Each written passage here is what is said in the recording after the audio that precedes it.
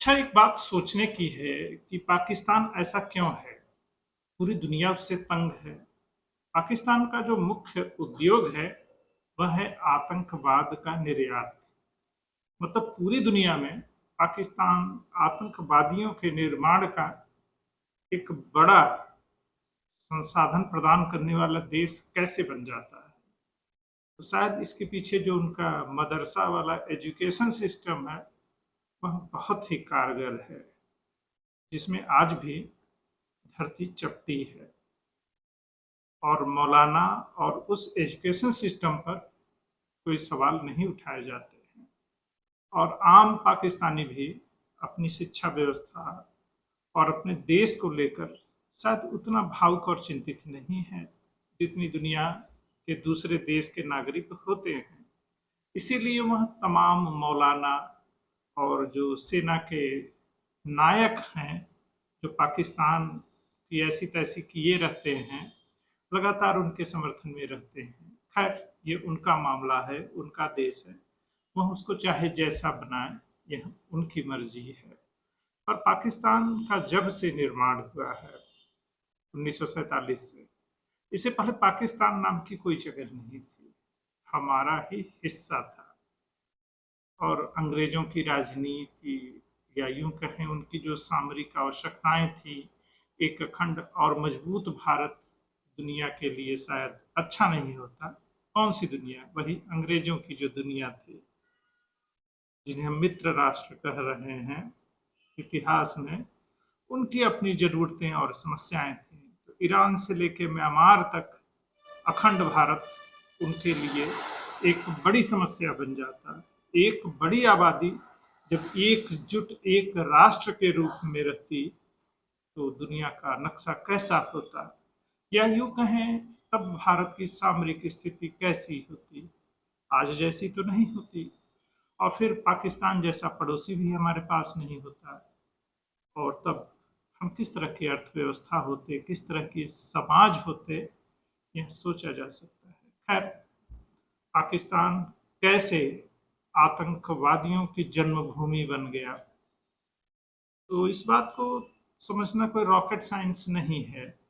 अफगानिस्तान में सोवियत संघ से पंगा लेने के लिए, या यूं कहें अमेरिका ने जो लड़ाई सोवियत संघ से अफगानिस्तान में लड़ी, वह इन्हीं माध्यमों से पाकिस्तान में जो इस्लामिक संगठन थे, उनको आतंकी संगठन में परिवर्तित करके लड़ा, उनको हथियार थमा दिया और आधुनिक शिक्षा और आत्मनिर्भरता से उन्हें एक तरीके से दूर कर दिया। और लगातार हमारा जो पड़ोसी पाकिस्तान है, उसको जो देश के रूप में हमेशा ऐड लेने वाली एक अर्थव्यवस्था के रूप में बना दिया। सोचिए, पाकिस्तान लगातार दुनिया से ऐड लेता है, वही दान, खैरात, मतलब अपनी अर्थव्यवस्था को चलाए रखने के लिए अपने संसाधनों को विकसित करना, आत्मनिर्भर बनना, यह पाकिस्तान ने सीखा ही नहीं। वह बस कभी आईएमएफ से, सऊदी अरब से, कतर से या चीन से बस ऐड लेते रहते हैं। और जानते ही हैं, जब कर्ज लेने की आदत पड़ जाती है किसी व्यक्ति को, समाज को, देश को, तब वह अपने संसाधनों पर काम नहीं करता और धीरे धीरे काम कर सकने का जो खुद पर भरोसा होता है, वह भी खो देता है।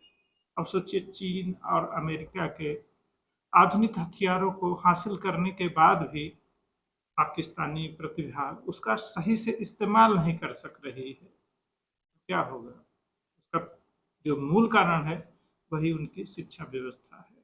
तो अफगानिस्तान में सोवियत संघ से लड़ने के लिए अमेरिका ने पाकिस्तान में एक आतंकी ढांचा खड़ा करने में मदद किया, और वो ढांचा अंत में अमेरिका के खिलाफ भी गया।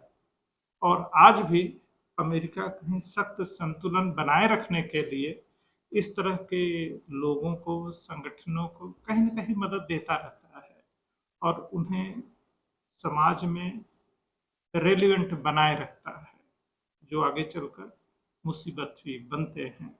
हमारे शास्त्रों में भस्मासुर की कहानी है कि कभी-कभी भावुक होकर जाने अनजाने में या दूरगामी प्रभाव को बिना समझे हम लोग खुद एक भस्मासुर को जन्म दे देते हैं, जो हमारे लिए ही मुसीबत बन जाता है। इसी से बचने की आवश्यकता है। तो पाकिस्तान का भी यही हाल है, और पाकिस्तान की जो ताकत है, उनके सेना प्रमुख और बाकी दूसरे लोग भी कहते हैं कि सेना के बाद उनके जो मदरसे में पढ़ने वाले छात्र हैं, वो सेना के बाद युद्ध लड़ने के लिए सेकंड लाइन अप में ऐसे लोग हैं। तो ऐसे देश के बारे में क्या कहा जा सकता है?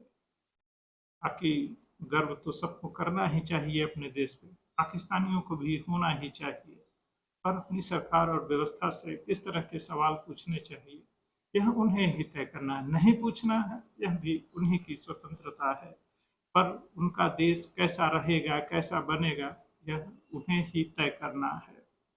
इसी के साथ अभी की बात को विराम देते हैं। जय हिंद, जय भारत, वंदे मातरम।